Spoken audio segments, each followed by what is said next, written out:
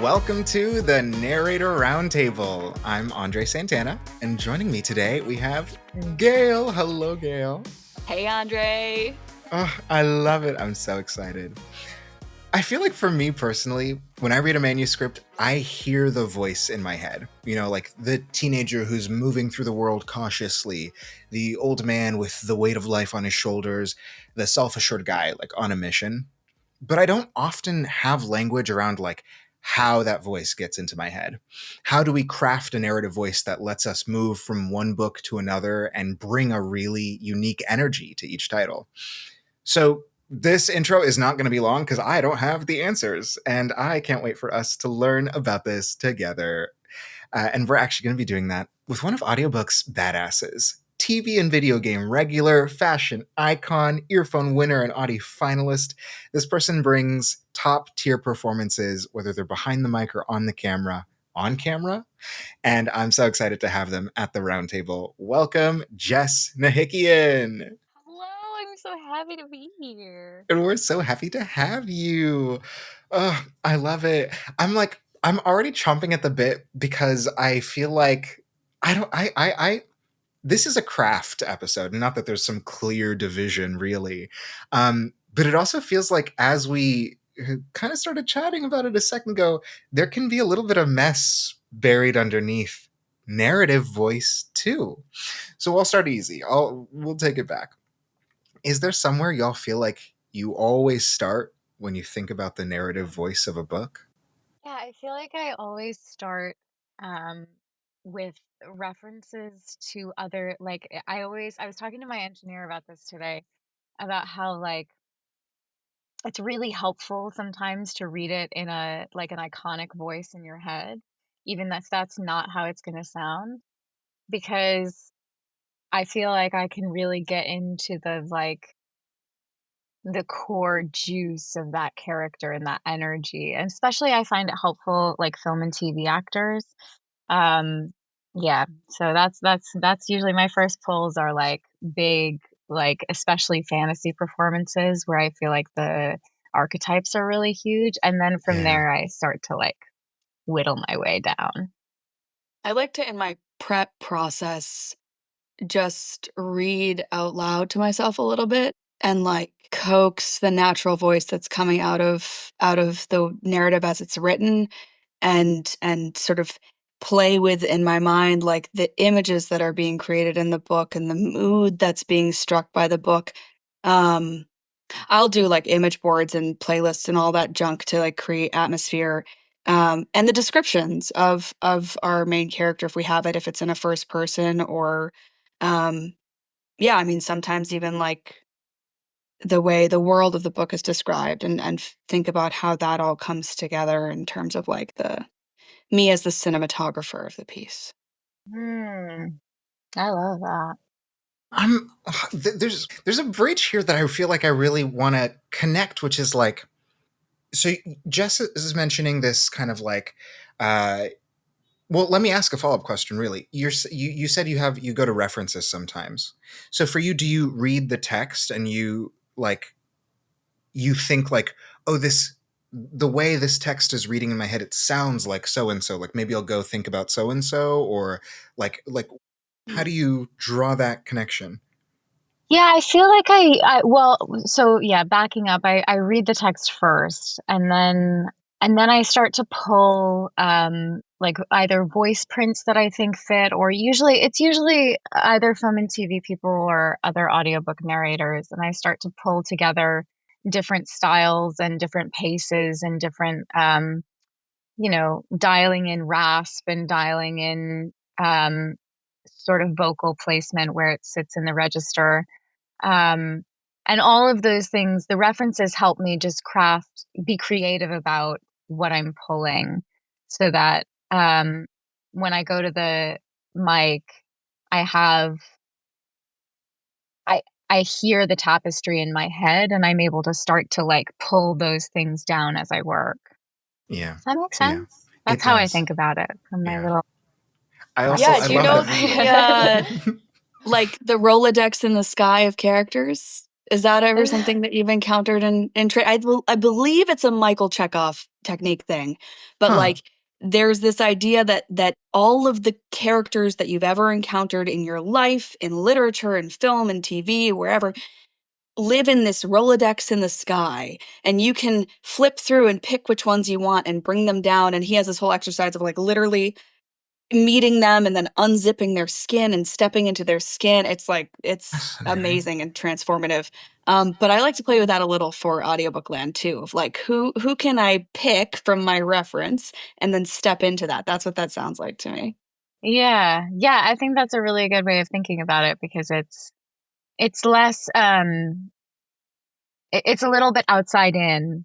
I also love an inside out moment, but I find that sometimes if I'm trying to craft, especially I had a specific book once that was this really down and out girl in her like mid 20s who's like, her family didn't really get her. She was kind of the odd one out at work. And I felt like for this particular character, I needed an element of grit, and I needed an element of like the deadpan thing that specifically I think Marin Ireland does really, really well. And I listened to a bunch of Marin, and I was like, this is absolutely the voice I hear in my head. Do you think the voice in your head always was, or do you think it becomes? Does that make sense? Ooh. Yeah. Okay. Yeah, I think it becomes, and I think the more time I spend with the text, and this is something that I'll do often, which is I'll start recording not in chapter 1. Mm-hmm. I'll start recording in chapter 2 or 3 if I'm able to. And I think sometimes I learn, the more time you spend with the text, right, the more you learn. So sometimes I find that dictates as I go, despite all the prep that I do, I learn about the voice as I'm going, and sometimes I'll go back. I'll throw two thoughts out. One is, a couple episodes ago, we already had my like big self outing that I get preppers, and for me, like I don't pre-read anymore, just in terms of like time and ADHD. And I feel like one, that information that they set me up with is still crucial, right? Like, of course, like, what details show up about the characters, vocal characteristics, etc. But I'm really trying to think about why like text becomes what it does in my head as I read it, and why I feel that process works as directly as it does. And I think for me, part of it is a familiarity with text itself. Like I said before I got like acting training that my background in audiobooks came from doing poetry and like being a creative writer. And I feel like text does have its own entire world of tools and techniques to adjust voice. Like there are voices in text practice, and whether it's something as simple as thinking about like what the length of sentences indicates, right? A series of just like 3-word sentences feels like it identifies something specific. The variation in language feels like it identifies something specific. I think like for me, it starts through identifying what the choice making process the author is going through, and then I think there's some interpretation from there. And part of that, Gail, I think, is this Rolodex in the sky that you mentioned. Like, who have I heard before? What does this kind of remind me of as I'm reading it? And I recently, I like I said, I feel like I hear things in my head pretty automatically, but it's always my voice or whatever my ability to make of the character's voice is. And I asked myself literally very recently, it feels weird that I'm like almost 30 and have never tried this exercise in my own head, but I was like, oh, if I were casting something, could I tell myself like, what would this sound like in Jess's voice, or what would this sound like in Gail's voice? And I tried it, and it worked, and it felt weird. And it was very weird to hear a voice in my head that was not like my performance of another voice. But I think something, it's like that familiarity, that gap for me, even if I don't know what all the details are in the middle, I feel like it starts with understanding the text, and then somehow tying that to the references I have are my own kind of sense of narrative possibility or vocal possibility. That's so interesting you bring that up. Like, I was just thinking about this prepping yesterday. I'm doing this multicast where I happen to know at the moment some of the people that are in the cast and not everybody. And so the parts that are mine, I'm reading in my own voice or my interpretation of who this person is. And the parts that I know who else is cast in, I'm reading in their voice in my head. And then there's these other ones, and I'm like, they are not quite fully formed yet. And like, I have an impression of them, but it feels soft. It doesn't feel crisp or clear in my mind. So I just appreciate that because I was like, oh yeah, I was just thinking about that. Yeah, I wonder if this idea of like that I'm thinking about of outside in of like putting these jackets on of other people's voices helps me to sort of synthesize all of those things that you're talking about, André, with like with pace and structure and syntax. I'm working on a pretty syntactically complicated title right now, and the way that it has changed the way that I'm speaking in my life is fascinating. It's terrifying. But I think those sorts of layering and the element of like, where am I in that voice? Where do I align with what I'm hearing? Helps to create something that's quite authentic, but also fits, right? Clicks in that space. Yeah. Because we in a recent episode too, I think someone was saying, maybe Kirt was talking about like this match sometimes that you get this writing sometimes, and it just feels like it flows, like you punch in less, you have fewer pickups because it feels like it aligns with just the way your brain works. And then there's stuff that like really the books where you are reading the like 4-line long sentence over and over and over again because there's all these clauses and restructures, and that level of like additional thinking, I think, impacts, like, especially if you're doing like an accent or some level of work on top of the character, I feel like it impacts my ability to hold all those things together, right? Like, it's hard to do the British accent over the course of like this like syntactically complicated piece. Sometimes, though, I think that challenge informs the arrival at the voice, right? Like, okay, so they've asked for a British accent, or maybe they've gotten as specific as like contemporary London, but there's so many sounds, so many idiolects in there, right? Or like maybe we know he has like a gruff, deep voice, but like, what does that mean? And the way that the language is put together, like you're saying, a textual voice can inform then the way that the physical voice interprets that text. And rather than fighting against the tension, it's like, okay, this is causing my breath to change, or this is causing my words to end more quickly and move on to the next, or whatever it is. Like, and sometimes it's not as consciously thought out as that, but I think there can be a dialogue there. This is making me think of the audiobook of Flowers for Algernon, which is narrated by Jeff Woodman, and I think is a fantastic performance. But I listened to it as part of a book club and was in disagreement with people about whether or not we liked the performance. I really liked it. A lot of them didn't. And we were trying to talk about it because, for those who don't know, Flowers for Algernon is this book about a man who has like developmental and learning disabilities. And he's, I think, in his 30s already. And he participates in this study where he takes this drug that increases his IQ and ultimately his communication and his observation, etc., throughout the course of the book. And then, spoiler, on the other end, it decreases again. And so every chapter is written as it's almost like epistolary. So it's written as these like letters, these diary entries that he's writing to himself / to his doctor. And it's so interesting because this is what we got down to, that in the book, in the textual version, there are all these early on typos. He is writing and he is like clearly, doing the, he's sounding out words and then writing them as they sound, and so mistyping these words.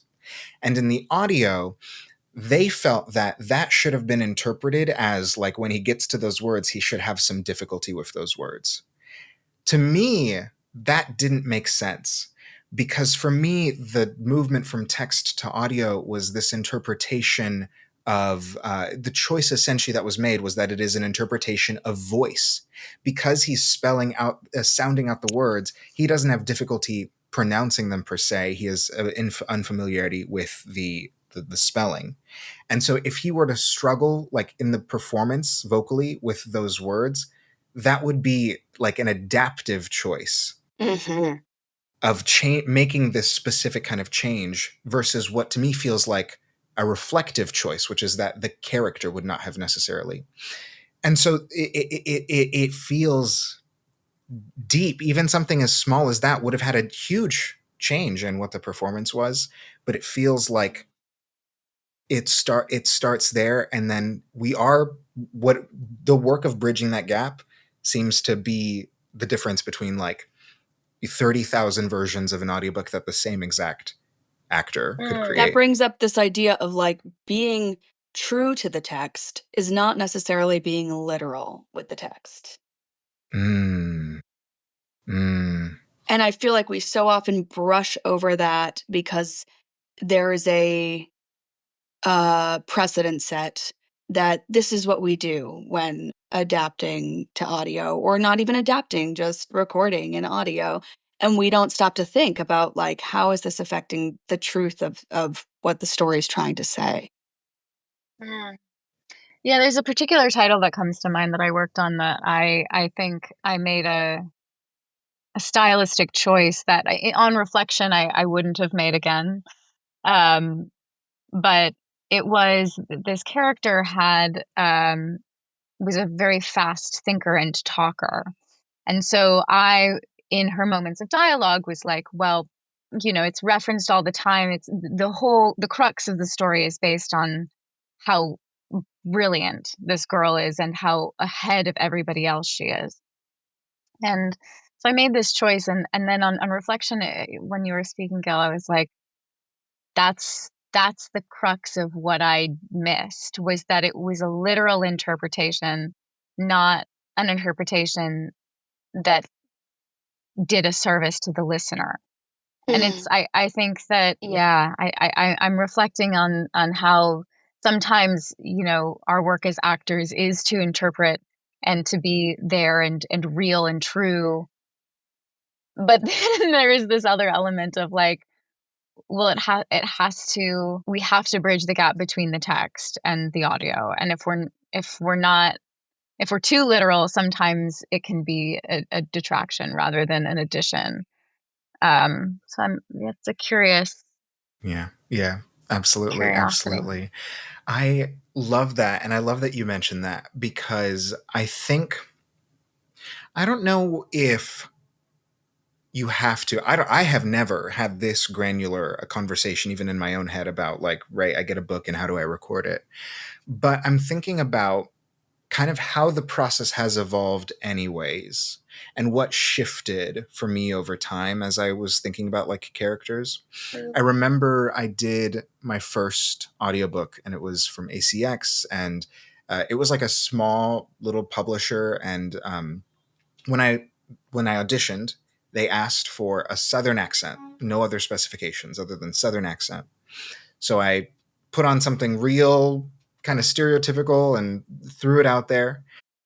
And they gave me the book, and they connected me with the author. And I remember like talking with my friend's mom, who's from the South, and I was like, can you give me tips on how to pronounce all these things? And like really thinking about how this character's voice was going to come out in that way. And then I talked to the author, and he was like, this character doesn't have an accent. And I was like, oh, wait, okay, shit. And what I pieced together was that this was a self-insert. This character was a self-insert, and this author was from the South, but he, like his self-insert character, went through Navy is the sea, the sky, Air Force training. He went through Air Force training. These creatives being like, I don't know. I don't know. War? What is that? No, he went through Air Force training, and in that process, he lost a lot of his accent. Part of that training resulted in the loss of his accent. And so in the end, what I did is I listened to podcasts, and then that he like podcast interviews he had been in, and tried to kind of match where his bit of an accent was left, and did that for the character, which is too much. Some would say now. I think that doesn't necessarily reflect, like, I think there's also a component here of like what we are being asked to do separate from the truth of the text per se. But also, like, I don't know that I would have doubled down in that way about like what is this book telling me as some kind of like beacon of information about the character, right? But I'm curious, how do y'all feel like the process has changed for you? Because I know you both you both have your feet in other realms other than voiceover work. Like, do you feel like it shifted? Sorry, the process of finding this narrative voice in audiobook narration, given like other toes in places. Yeah. Toes in other places. Or in general. We've got 10 of them, most of us. So, okay. Yeah, I mean, a lot. So for me, like, a lot of the beginning of my journey as a narrator was just like learning the container of the craft, like relationship to mic. This is my first voiceover space, and relationship to audience, that, you know, there's nobody there most of the time, especially when you're getting started in a lot of people's careers. It's just you and the text. And yeah, playing the whole cast of characters, like all those new elements, breath, how am I allowed to breathe? Where do I breathe? You know, like all those things. So much work and effort being put into figuring that out, or being, you know, the relationship with that stuff.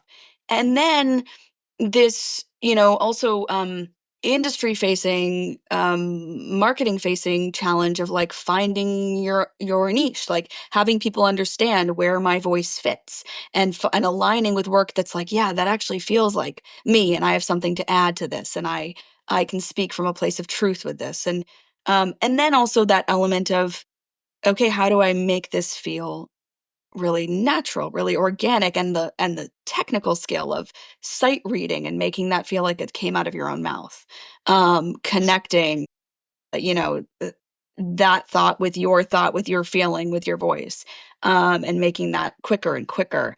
And then the place, a stage I'm excited to be at now is I've gotten pretty practiced with that immediate first impulse connection, and I have a prep process that feels comfortable and natural enough that I can walk into a space and go, yeah, I've made some choices, but how can I have organic responses to the text, but inhibit my first response and make a deeper choice beyond that, is something I'm starting to play with, especially if I get the privilege of like multiple POVs in a book.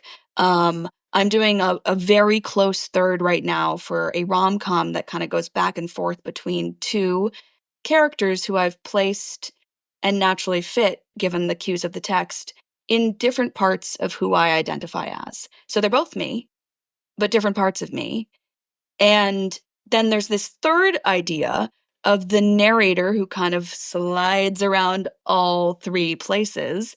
And so I'm aware of all three of those voices and the natural instinct of where to go with each of those, and then the need to kind of gear shift like a sort of a standard car, that like I need to actually be consciously shifting every time I'm in a different gear, rather than just letting my intuition guide the way. You know, like, so, but then there are places where it's time for my intuition to just guide the way. And so it's exciting to be in that place of like, yeah, multiple points of awareness, I think, with creating that voice. Yeah, I think for me the thing is always time.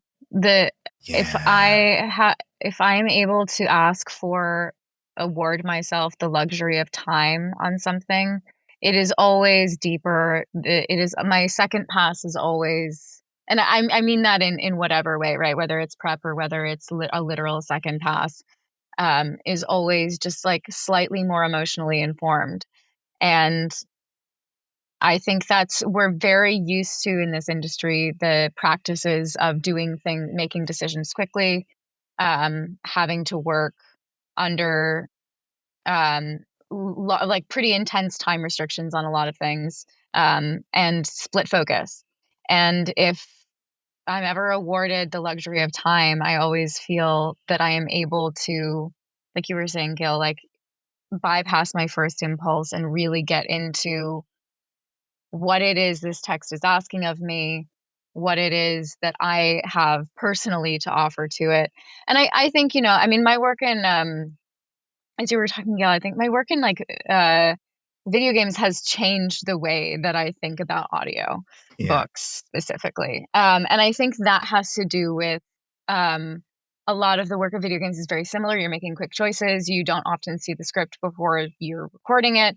So you're just sort of like, you're thrust into this world that feels very familiar for those of us who are doing it all the time. But the ability to make a really clear choice really fast becomes a skill set that is invaluable. And I think that's where the Rolodex in the sky comes in for me, is like, oh, I actually don't have the luxury of time like I would want to award myself. Instead, I must pull and then put on this jacket and be.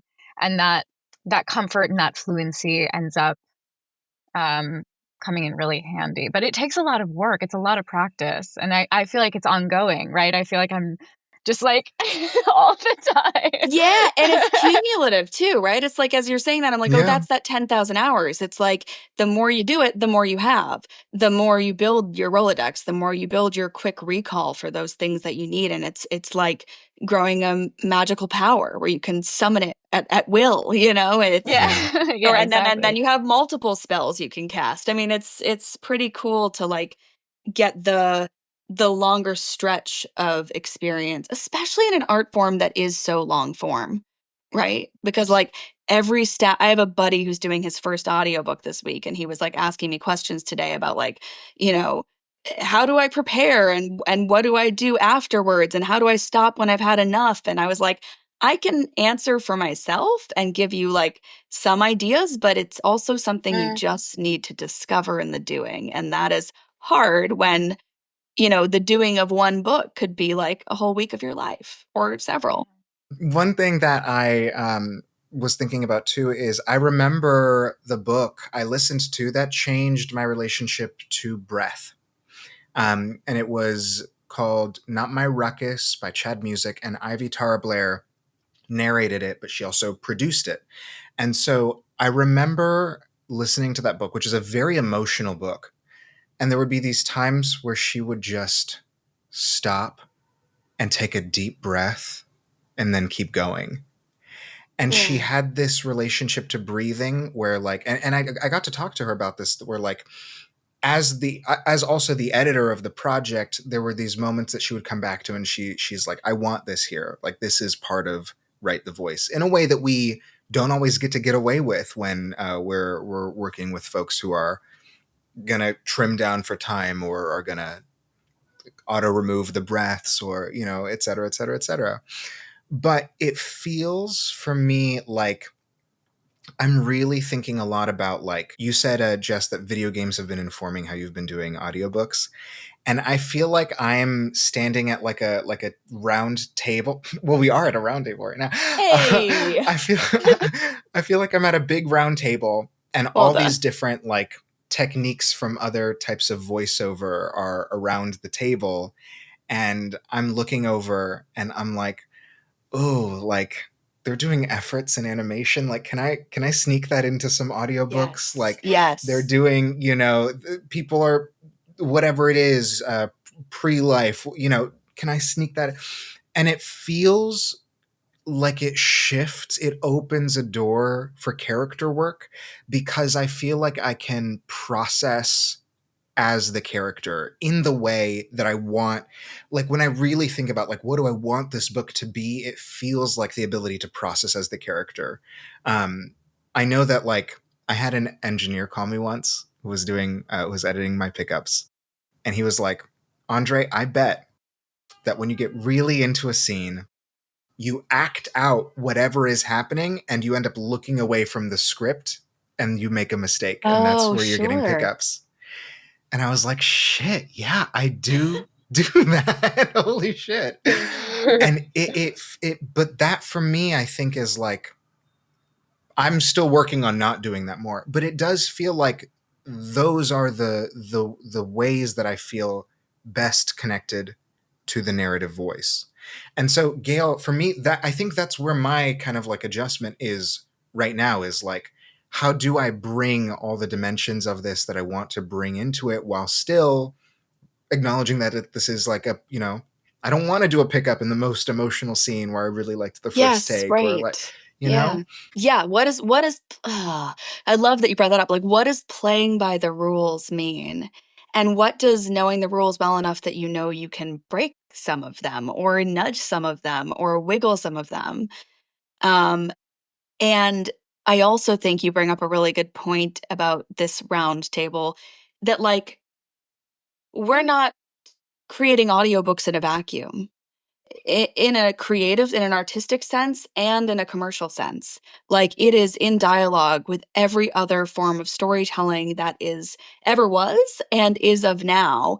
And that's where we see like stylistic trends or whatever happen, both in the form of narration, but also in the like um, you know, author's voice and the Mm. type of work that's being published and the type, so like it does a disservice to all of us, everything, to not consider what you might want to steal and borrow and play with from other places. I think it's so important that you're doing that. I'm curious what your experience has been, how with pushing those boundaries.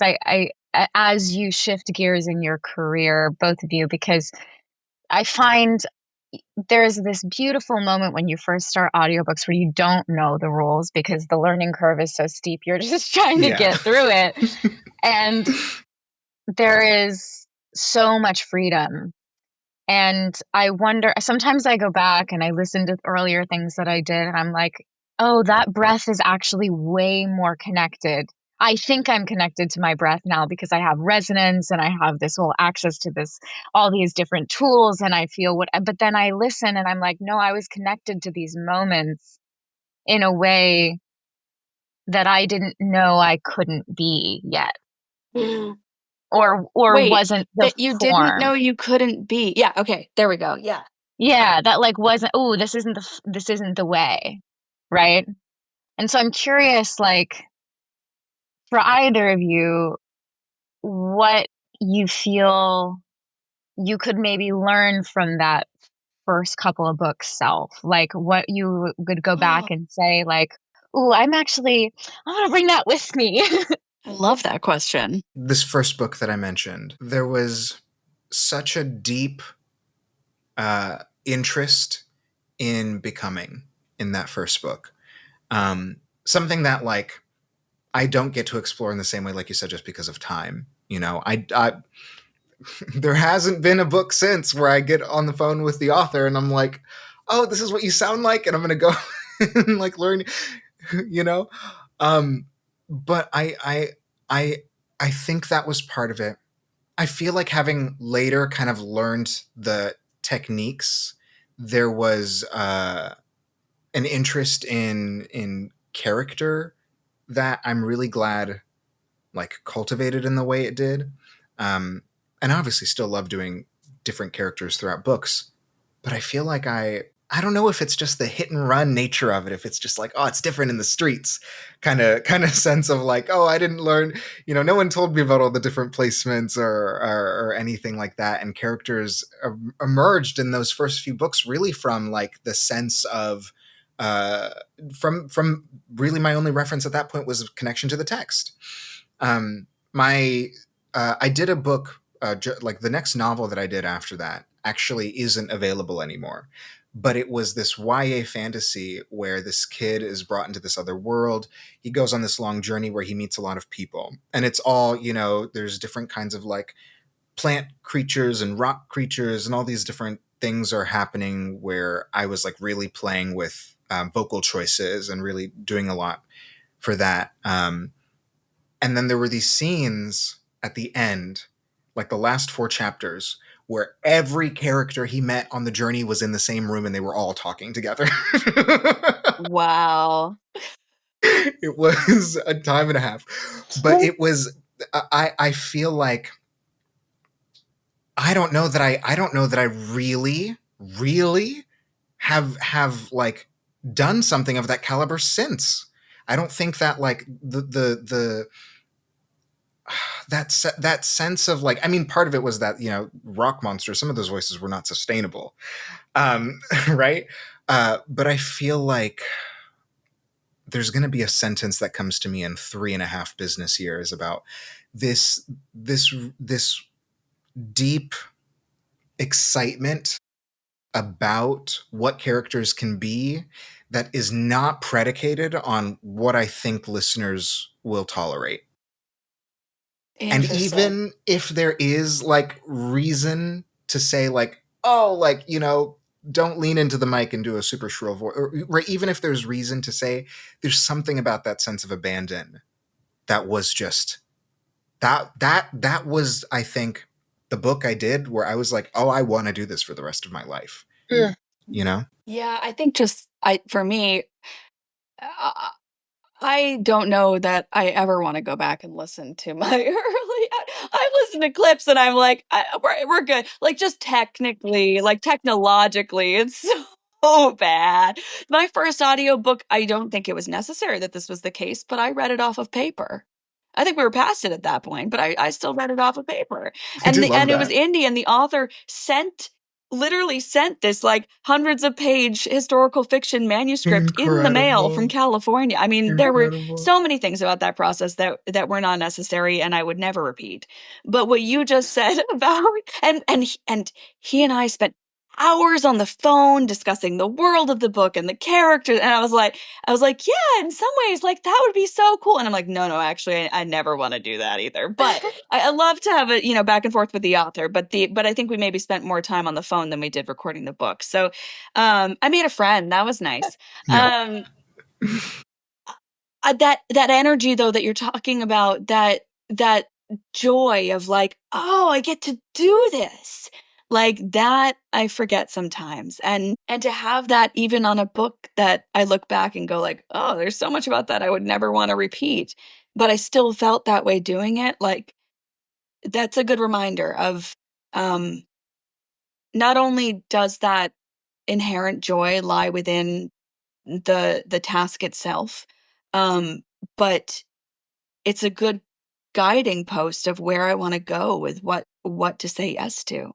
If it's lighting me up that much, it's probably going to bring some pretty amazing things because look how much that first book has brought my way. So that's a helpful thing to think about. I've got the big question in my head too, which is like, we're connecting, we're diving in, we are.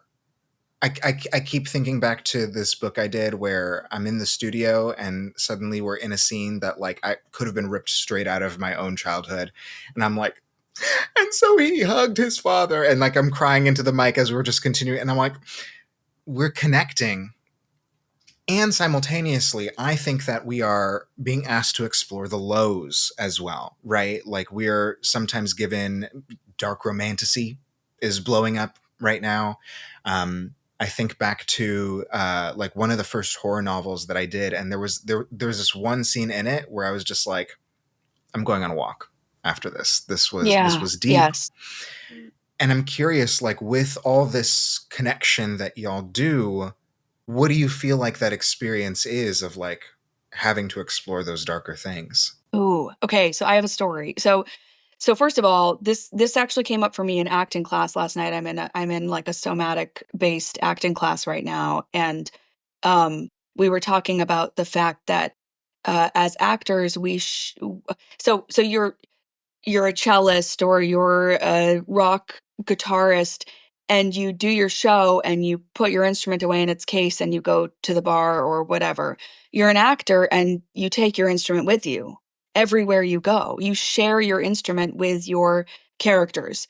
And so your body remembers the emotional experience and does not differentiate who that belonged to. And so it's super important to do the work that's necessary to set and reset your instrument in the way that serves you for what's coming next. But the story is, I had a period of time where all I was being cast as were incredibly unsupported, mentally unstable teenagers.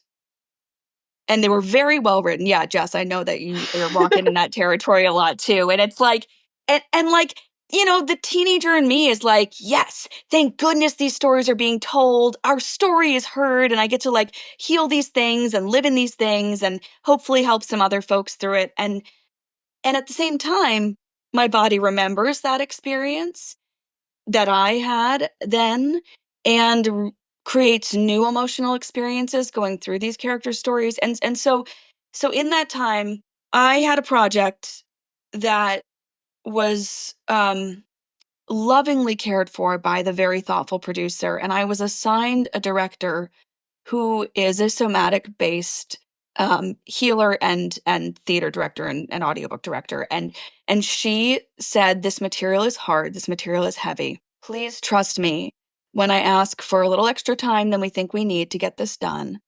And I ask you to bring in these soothing tools. And we had a meeting beforehand, and she asked that I bring in a heating pad, essential oils, a cold water bottle that I could put on my face and drink from, and chocolate. And every time we'd go through one of these really rough moments, she would say, okay, after this, I'm going to have you go lay down and put the heating pad on. Or after this one, why don't you go take a walk in the sunshine around the block and come back? And part of the process was about instigating emotional uh, spaces to speak from that were started through the body. And part of it was about taking care of me and taking care of my body, and those things kind of connected. And at the end, she said, okay, so what are you going to do to go take care of yourself now? And I was like, I think I might go book a massage. And she's like, that's a great idea. And I did. And I left that week completely free of all of that weight. And then the following week, I had a deeply challenging book with a unreliable narrator to herself. So she wasn't sure what the Oh, truth was as she was narrating this. Yeah, and it was yeah. hard. And I did it at home with no director. And I didn't take care of myself. And I was haunted by her and carried her shit with me for a couple months until I realized, like, oh, this is mine, but it's not mine. It's hers. And I haven't done the work to release that from myself. And so now whenever one of those situations comes up, I think about those two back-to-back experiences and go like, how do I want my body to have this experience? Um, and and it doesn't always work, and I don't always have the time or the resources or whatever to make it happen. But I do think about that before I take those kinds of things on now. And I think about it before I agree to terms with folks now as well. Like, what do I need to make it through this project? Um, our bodies have a right to advocate for that. But back to craft.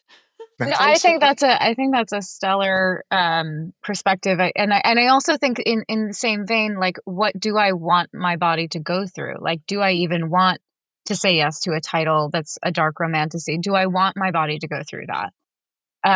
Because that, especially, I think, especially in genres that deal with mental health, that deal with sexuality, it can be really, really personal to our physiology, and always have we can't always give ourselves the tools, like also the expectation that, like, you had a coach and like somebody who is there for you, but like expecting ourselves to be able to give ourselves that on top of doing all of this work. I mean, that's where it's important to ask for the resources that you need, and also not to take the projects that are going to suck the life force out of you, because you need that primarily for yourself. you know yeah. um Yeah. barring the work, but yeah. Yeah. It feels like this conversation is only going to expand with the kind of explosion of kind of these darker genres. And I mean, we've had, even here on the pod, have had interesting conversations about this. And I know that Mary Jane Wells had this really great kind of point about, like, for some people, some of these darker topics are actually like ways of healing for them in their relationship to those. And I also know that an author isn't necessarily a subject matter expert, and there's so much of this content, and it's hard because we are in a space where we are not always getting the finished manuscript when we are asked to accept the book.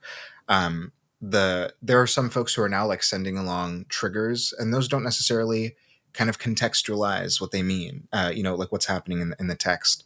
I know that Susanna Elise Freeman at VoiceOver Atlanta was saying on a romance panel that, like, she reads something and really aligns it with her sense of, like, am I like disgusted? Like, what's my kind of assessment of this thing?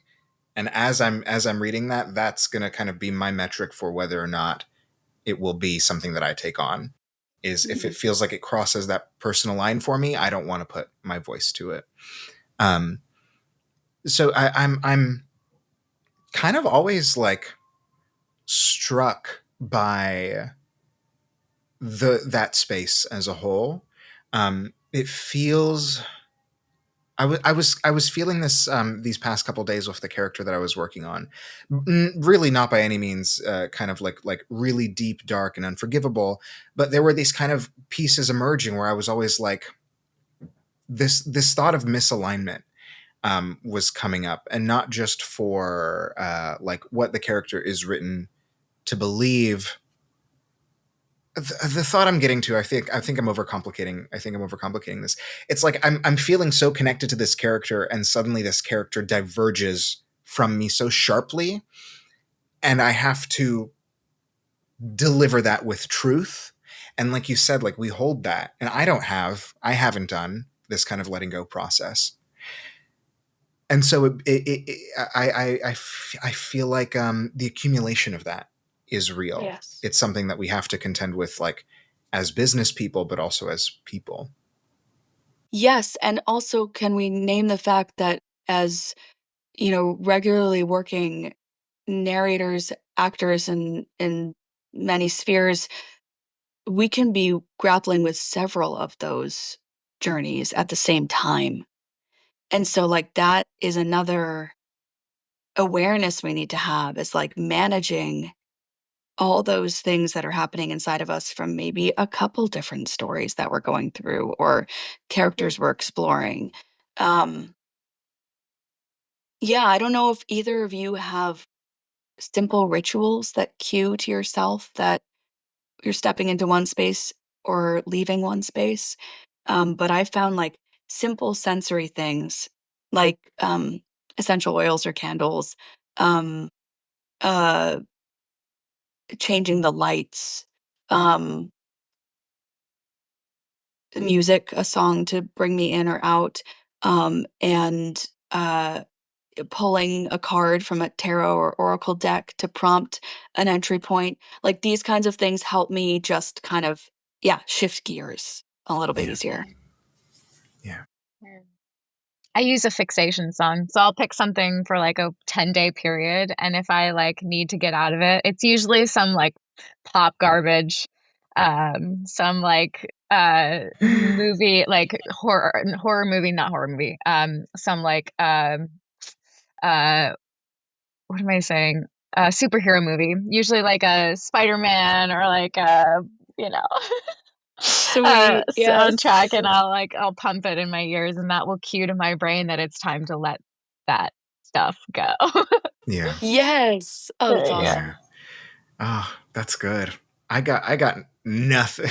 May I recommend the book Burnout by Emily Out. and Amelia Nagoski, which I probably already recommended on this podcast in a different context. But they spend the beginning of the book discussing the stress cycle in the human body. And there's a lot of information about how to complete that cycle in yourself. And I think it applies to any type of tension that you're taking into your body that you want to release. It's very helpful. I think right now of Gray Delisle, who is a big voice actress in cartoons. She was, Vicky in Fairly Odd Parents. She's often Daphne in Scooby Doo, Mandy from Grim Adventures of Billy and Mandy. But one of my favorite roles of hers is Azula in Avatar: The Last Airbender, and she's talked a lot about like recording one of Azula's final scenes in the show, which is this Agni Kai battle that Azula has. And for anyone who's watched it, is an incredibly intense scene and such a visceral culmination for this character. And also in animation, right? She had to record that scene alone. She didn't get someone to play that scene with. But she talks a lot about like asking to go into the studio, to go in alone. That it was a really difficult and emotional thing to record. And I don't know what the kind of rest of that for her. I won't build the narrative for her, but I think that like the emotional release and the space to come down from it and the opportunity to kind of stand up and be able to like leave that weight at the door feels like a really gracious thing that she did for herself, but also like a real kind of question here in terms of what we have to do in our work. Because often, like, like I said about those moments where like I feel like I'm ripped away from alignment with the character, it's not like we want to give a great performance and then like suddenly something's going to be difficult, and suddenly it is a 2005 read and I'm just going to deliver this Yeah, you got chapter. to commit. You've got to commit. And something exciting is also being explored here too. I feel like, especially AI, but right, especially in this era where like honestly good AI can do a read that feels conversational and effortless, even if it doesn't understand subtext. That, I think those are two things that now it can deliver, and it feels impactful, relevant, and important to produce things that not rip me open. I don't think the beauty of the connection is the fact that we like might feel pain or challenge. I don't think it's the actual suffering that we go through. But I think being forced into honesty, not forced, I'm choosing, right, to do the performance, but really being brought to honesty in that way with something joyful, with something emotional, with whatever it is, feels so powerful for us to be able to deliver that to a listener. And I'm curious, maybe as our wrap up thoughts, like how do y'all continue to both choose honesty in your work, but also how do you like continue to choose joy in your work? I think for me, they're part and parcel. I think when I am in my authenticity and delivering text that I know, like I feel so much joy. I think the moments I feel that the work is the most a struggle for me is when I don't feel that I'm in that authenticity. When there's something between me and the text and I can't quite figure out how to see it. Then there are all sorts of other emotions that come up. But when it's me and the text and we're like heart to heart, there is so much joy, and I think that is the power of connection that AI doesn't offer, right? It's that, and not to make it about that because it's sort of irrelevant to the point about the work being the connection. And similar to, I think, maybe my philosophy about my relationships in my life, friendships, romantic relationships, it is about that special sauce between you and another person, or you and the art, that is where all that good, like, human juicy joy is. Like, it's just it's right in that pocket for me. So I think I think all of that hardship, all of that pulling from the Rolodex in the sky and like making, listening to the guy speak on the podcast and like being on the phone for 8 hours when it's going to take you 4 hours to record the book. Like that's actually for me, like there's so much joy in that, in mining all of, like that's where it is for me. Yeah, I couldn't say that better. Like it is this, yeah, reciprocal relationship between really showing up and getting a lot of fulfillment. And like the more I show up, the more I feel invited to show up, the more uh I get out of it.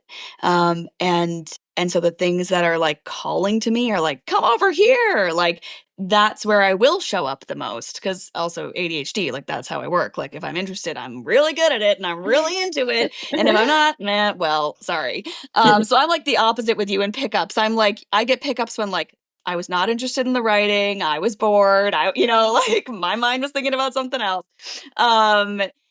And the only thing I might add to that too is like where I have questions or like like the things that I'm like I want to know more about that part of me or that part of the human experience. Like I'm not sure I'm totally clear on that yet, or like I need to go back to that thing that I haven't thought or felt in a while. It's like such a joy. Like that's why I'm really getting an appetite for nonfiction right now, where I'm like, oh, I love to learn. And Yeah. it's like been a while since I've been a student, and I just like really like to take notes and dive in. And like when I'm reading a nonfiction, it feels like I'm just doing homework on something I really am interested in. And it's like so fun for me. So I think, yeah, where I have questions is sort of where I'm leaning at the moment. I love that. I feel like I am chasing joy and challenge. Um, there was this moment for me in the past couple years where I joined a pickleball team and I hadn't really done any sports for a while. Nice. And I was like running around on the pickleball court and I got to this point of this energy of like, bouncing back and forth on my toes. And I'm like, I see all the ways that I can't do this yet. Like I feel viscerally my limitations right now. And that's really fun.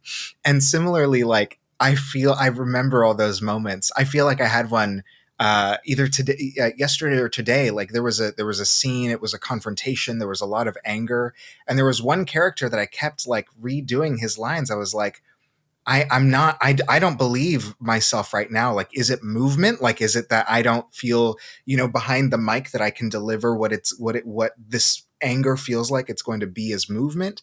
I remember similarly being in a video game session and they wanted me to voice someone yelling something as they were like barreling down, like knocking down a door and like rushing into a room.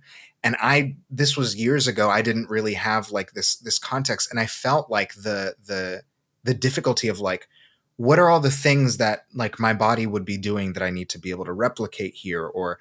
But all these pieces of challenge feel, I feel like I'm like, oh, like, ooh, we're gonna we're gonna go on a chase. It's gonna be exciting, and it brings me into, I think, like future projects really ready to like pick something apart. And it's such a joy. It's such a joy what we get to do. I feel so blessed that like audiobooks, voice acting as well, that like, yeah, we get to navigate this kind of honesty, and we get to navigate, like, I think it's so cool that we get to do it alongside other artists. Like we are often working on like some of the coolest writing. Like other people are doing this great work in their craft, and then we kind of like are asked to match that with these deliveries, and that process feels so fulfilling for me. Yeah, and like Yeah. growing in tandem with that too, right? Sometimes you're Yeah. getting a pass of the edit that's not the final one, and like changes have been made, or you get an author that you get to work with again and you're like, whoa, look at what they're doing now. And like, yeah, that is a really cool part of being a narrator. The books where you're like, I got better. Like I really Yes. did. I got better. Yes. Oh, I love it. And weirdly enough, there are sometimes these moments I feel like I do a kick-ass audition and then I don't get the book. And it's this question too of like, oh, that was still really cool. Like there was still this space, and the artistry is so multidimensional, it is so subjective that there is not like a linear question, right? About like there is not a specific straightforward better that we can arrive at, and that is going to look different for everyone who goes on this journey. And I love that. Oh, Me too. big bubblies. What a good place to end, I think. Thank you again, Jess, for joining us. This was so fun. Thank you so much. I'm so glad we got you on. And thank you to our listeners. We always love having you here. Thank you for joining us at the Narrator Roundtable. If you want to join the conversation, you can find us on social media, or you can visit our website, narratorroundtable.com, to submit a question or topic of discussion for a future episode. What's on your mind? We want to talk about it.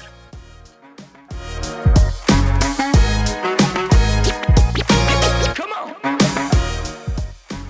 The Narrator Roundtable is produced and hosted by André Santana, Deanna Anthony, Gail Shalan, Kirt Graves, and Lindsey Dorcus.